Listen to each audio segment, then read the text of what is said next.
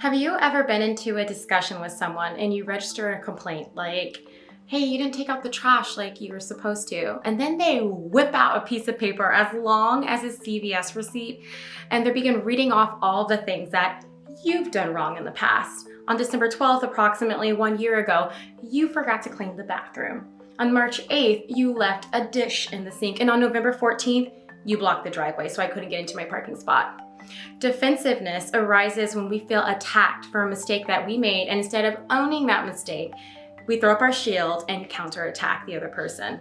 Or we just refuse to take ownership of the mistake altogether. Hello Moodlings, my name is Dr. Nicole Lunan and I'm the CEO and co-founder of MoodMe, a new app that allows you to share over 400 and plus moods, emotions, and desires with your partner, thus making communication simple, fun, and super easy. You are defensive in conversations if you stop listening to the other person, make excuses about whatever you're being criticized about, blame the other person for what they are criticizing you about, accuse the other person of doing the same thing, try to justify your actions, bring up the past, things that the other person did wrong, and avoid talking about the current issue, or tell the other person that they should not feel the way that they do.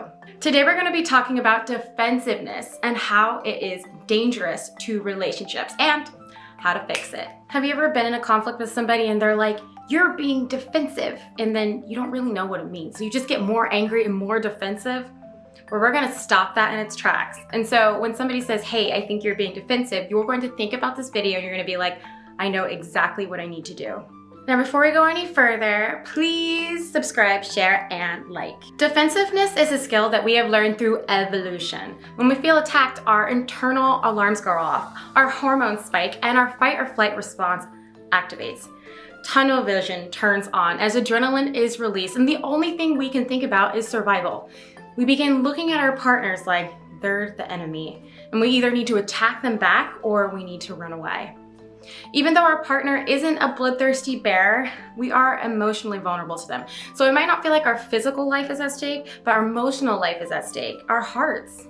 The issue with this process is defensiveness blocks communication, curiosity, and problem solving. Because when we are defensive, we aren't looking for a solution to our partner's concern. We aren't even accepting that we had something to do with it, but quite the opposite. We're denying that we have responsibility, and we're pointing at our partners like they're the guilty ones. When defensiveness arises, we're pretty much saying, well, sorry that you have this issue, but it's not my fault, and I'm not going to listen to you. Everyone has been defensive, and this is especially present when relationships are a little bit rocky. When you feel unjustly accused, you fish for excuses so that your partner will back off. But defensiveness is a way of blaming your partner. You're saying, the problem isn't me, it's you. And when you do that, you're stealing away the ability for you to learn more about yourself, and you're stealing away the ability for your relationship to get better and heal. Defensiveness especially happens when another is hitting upon our behavioral blind spot. Think about when you're driving and you switch lanes, but you couldn't see the car directly next to you because it was in your blind spot, so you swerve back over. This is the exact same concept with our behaviors. Behavioral blind spots are things that we can't see about ourselves, but others can see.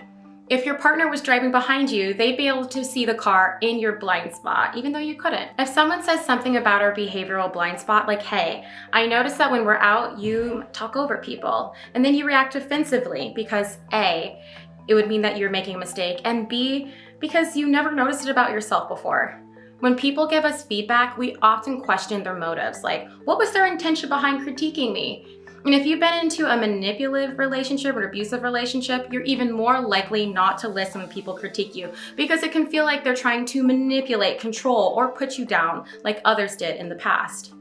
Okay, so here's a trick that I like to use with my clients and myself. If 3 people who do not know each other mention the same thing to you, for example, I feel like you bring up the past a lot in arguments, then it's worth actually listening because they don't know each other and the only common denominator is you. And they might be pointing out a behavioral blind spot. This is a good exercise when looking back on past relationships. Have you heard repetitive feedback from your partners? So when or if your current partner brings up that same feedback, instead of being defensive and labeling as bullshit, take some time and really reflect and think about it and decide whether you want to make some changes. Nothing is more frustrating than being stuck in a broken record. But is it really our partner's fault, or are we refusing to accept that we actually have behavioral blind spots? Behavioral blind spots suck because you absolutely don't know they're there. And so when people point them out, it's easy to get really defensive about it because you're like, no, but it's not there. And it's like, yeah, but you really just can't see because you can't see from an outside perspective of actually what you're doing. You spend too much time with yourself. And also, we don't want our characters in question. So we often double down rather than opening up to the possibility that other people can see things about you or ourselves that we just can't. So here are 7 reasons why we would behave defensively.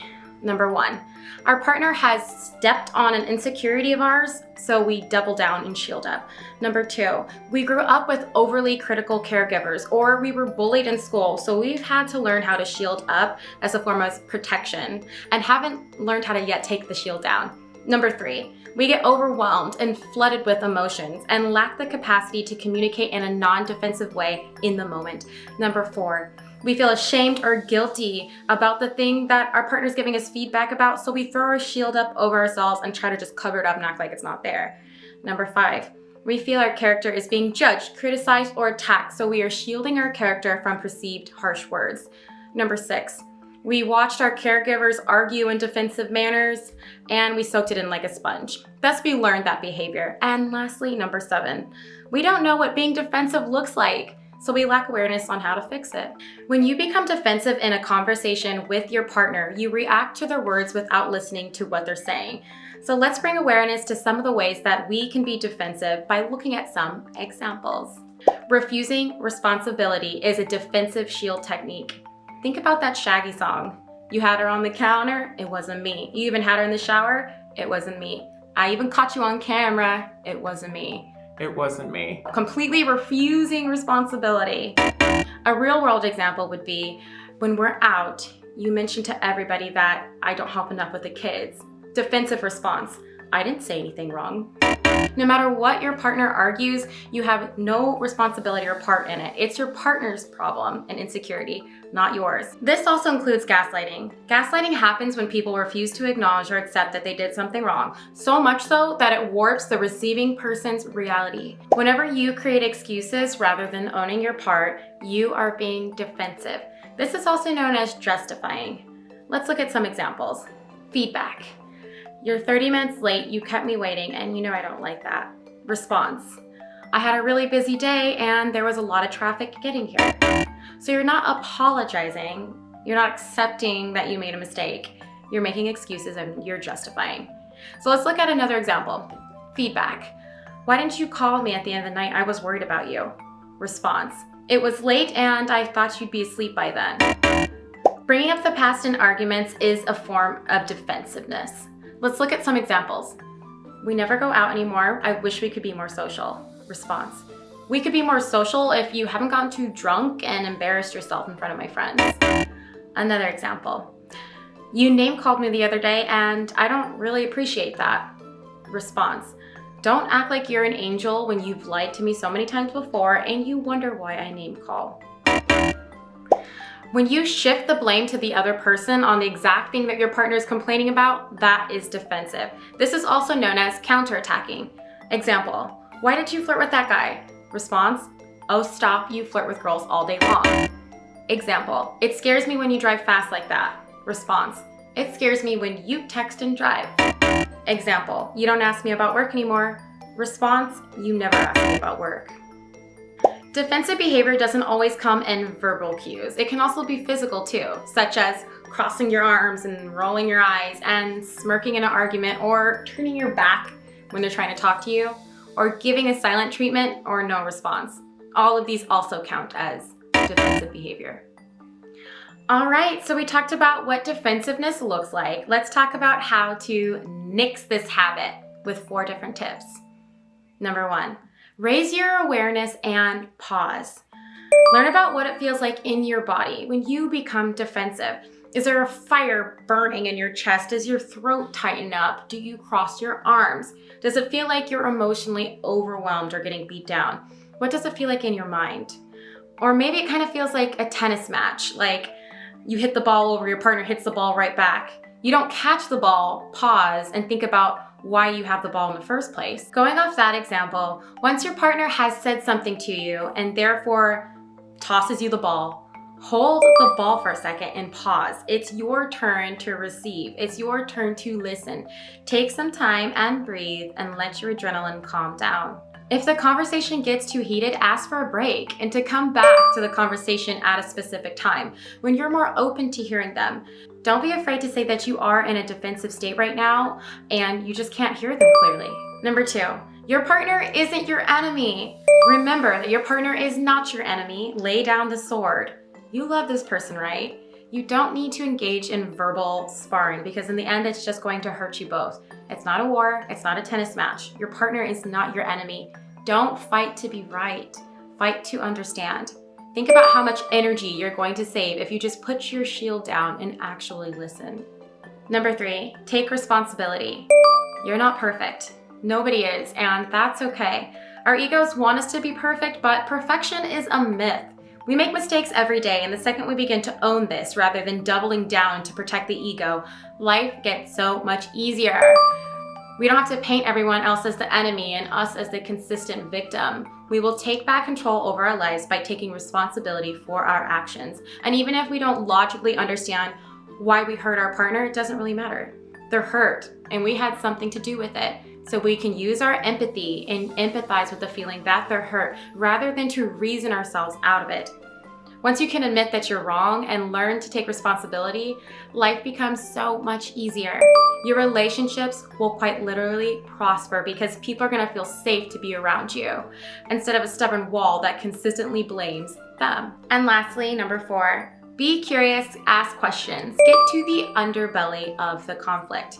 Underneath every conflict is a chance to grow and better understand your partner. You can do this by asking questions instead of instantly responding. You can do this by being curious. Ask, what emotion is my partner feeling right now? What specific situation or event is my partner upset about? What positive action steps can I take to help my partner? How your partner talks to you impacts how you feel, but it does not determine how you respond.